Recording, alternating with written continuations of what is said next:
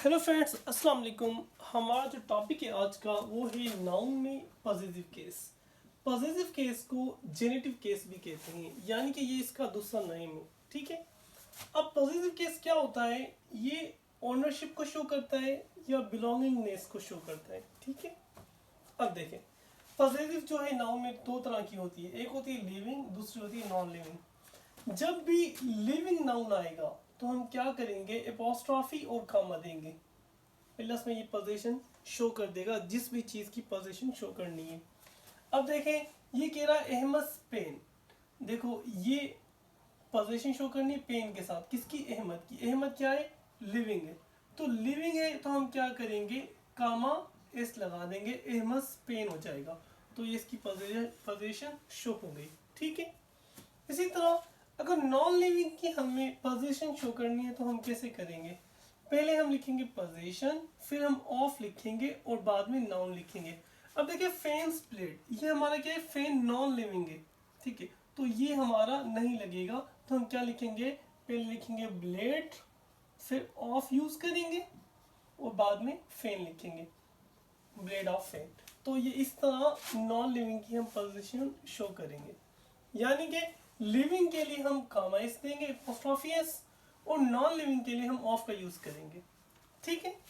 अब इसी तरह जो पोजीशन है इसके अंदर कुछ एक्सेप्शंस भी है। अब किस तरह देखें, पहले ये प्लेस में देखिए, प्लेस नॉन लिविंग में काउंट होती है, लेकिन ये एक्सेप्शन है, इसी वजह से अलग से पढ़ा रहा हूँ। तो जब भी प्लेसेस होंगी उसके साथ भी हम कामा एस ही यूज करेंगे, जैसे कि कराचीज पॉल्यूशन। ठीक है। अब देखो, कराची एक प्लेस का नाम है, लेकिन कामेस यूज होगी क्योंकि प्लेस के लिए हम कामेस ही यूज करते हैं। तो कराची पॉल्यूशन ये हमारा करेक्ट हो गया। इसी तरह पाकिस्तान पॉपुलेशन। अब देखो, पाकिस्तान एक प्लेस है, पूरा का पूरा एरिया है, तो उसके साथ हम क्या लगा रहे हैं? कामेस लगा रहे हैं और क्या लिखेंगे? पाकिस्तान पॉपुलेशन। ठीक हो गया। उम्मीद है आप लोगों को समझ आ गया होगा। ठीक है। प्लेस के साथ भी हम क्या करेंगे? कामेस ही यूज करेंगे। वैसे नॉन लिविंग थिंग के लिए हम क्या करते हैं? ऑफ यूज करते हैं, लेकिन ये एक्सेप्शन से इसी वजह से। ठीक है। अब दूसरी एक्सेप्शन क्या है? टाइम की है। जब भी टाइम की बात आ जाएगी तब भी हम क्या करेंगे? कामा एस ही यूज करेंगे। जैसे कि 1 days लिव, देखो अब डेज की जगह पे हम क्या रखेंगे? कामा एस लगा रहे हैं। ठीक है। इसी तरह दूसरा है सन्स रेस, तो यहाँ पर भी हम कामा एस ही यूज कर रहे हैं। ठीक हो गया। तो टाइम के लिए भी हम क्या करेंगे? कामा एस ही यूज करेंगे। ठीक है। ये दूसरी एक्सेप्शन है। अब तीसरी एक्सेप्शन क्या है? जो भी सेलेशियल बॉडीज होंगी, सेलेशियल या हेवनली बॉडीज होंगी। ठीक है। अब ये होती क्या है? और floating objects in the universe, ऐसे ऑब्जेक्ट्स जो यूनिवर्स में फ्लोट कर रहे हो, तैर रहे हो, तो उन्हें क्या बोलेंगे? सेलेशियल बॉडीज या हेवनली बॉडीज बोलेंगे। अब ये भी हमारी नॉन लिविंग थिंग में काउंट होती है, लेकिन इनके साथ भी हम क्या करेंगे? कामेस यूज करेंगे। ठीक है। अब जैसे कि एग्जाम्पल है मून्स प्रेजेंस। अब देखो, मून नॉन लिविंग थिंग्स में काउंट होता है, लेकिन यहाँ पे हमने कामेस लगाई है। ठीक है। इसी तरह न्यू ईयर्स ओकेशन। ठीक है। तो देखो, यहाँ पर भी हमने क्या लगाई है? कामेस लगाई है। तो इस तरह हम यहाँ पर कामेस ही यूज करेंगे। ये हमारी 3 एक्सेप्शन है। अब और आगे पॉजिटिव के बारे में पढ़ते हैं। देखिए, पॉजिटिव के अंदर अगर हमारा इस साउंड आ जाए, ठीक है, तो हम उसे क्या करेंगे? अवॉइड करेंगे। जैसे कि मिसाल ले लो, नाउन है, अब यहाँ से आपको समझ आ जाएगी। अब नाउन में हम सिंगुलर की पोजीशन बनाते हैं, प्लूरल की। देखो, सिंगुलर की बनाई हमने boys car, boy living thing है, कामा लगा के हमने एस लगा दिया, तो ये बॉयज कार ये सिंगुलर की हो गई। ठीक है।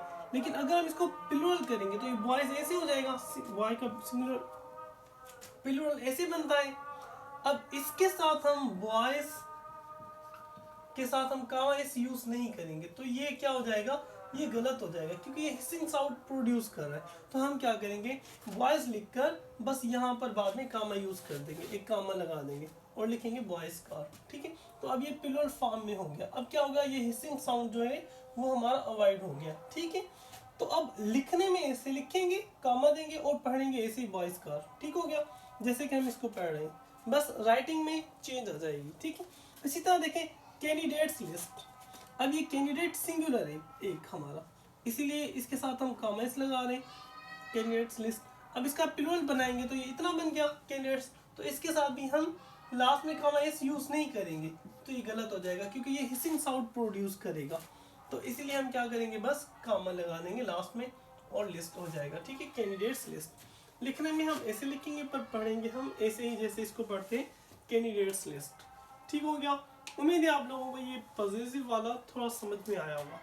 इसके अलावा थोड़ा और एक पोजीशन के बारे में मैं आप लोगों को थोड़ा और बता देता हूँ। ठीक है, हमारा पोजीशन कंटिन्यू चल रहा है।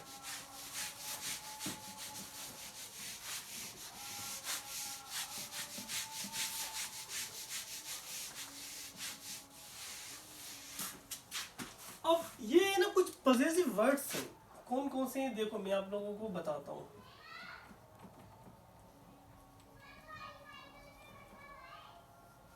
कौन सा है, माय और योर, हिज, हर, इट्स, ठीक है, और देयर।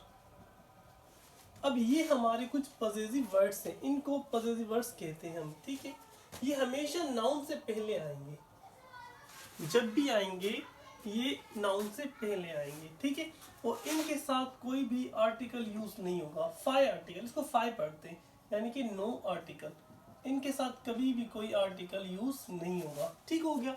अब असल में ये क्या होते हैं, ये पॉजिटिव हम वर्ड्स बोले या पॉजिटिव एडजेक्टिव्स बोले तब भी बात ठीक है, क्योंकि एडजेक्टिव की जो पोजीशन होती है बिफोर नाउन होती है, नाउन से पहले जब भी आता है वो हमारा एडजेक्टिव की पोजीशन होती है। ठीक हो गया। तो अब ये वर्ड्स भी क्या है, नाउन से पहले आएंगे। जैसे कि मैं एक सिंपल एग्जांपल लिख देता हूँ, this is my pen, this is my pen. अब देखो ये हमारा नाउन हो गया, नाउन से पहले हमारा क्या आ गया, ये पॉजिटिव वर्ड आ गया। तो जब भी इस तरह के वर्ड्स आएंगे तो ये हमेशा नाउन से पहले ही आएंगे। ठीक हो गया। उम्मीद है ये आप लोगों को समझ आ गया होगा। अब देखिए यहाँ पर जो ये इट्स है, इसमें थोड़ा सा इश्यू होता है। एक ये इट्स होता है, दूसरा ये इट्स होता है। अब इनमें से डिफरेंस क्या है, अब ये जो इट्स है ये हमारी पोजीशन शो करता है। ठीक है, और इस इट्स का मतलब होता है इट इज, वाज या हैज। ठीक है, तो ये हमारा हेल्पिंग वर्ब बनाता है। तो कौन सा हेल्पिंग वर्ब बनाएगा, या तो इज बनाएगा, या तो वाज बनाएगा, या फिर हैज बनाएगा। ठीक है, तो ये कुछ पॉजिटिव हमने पढ़ा नाउन के बारे में।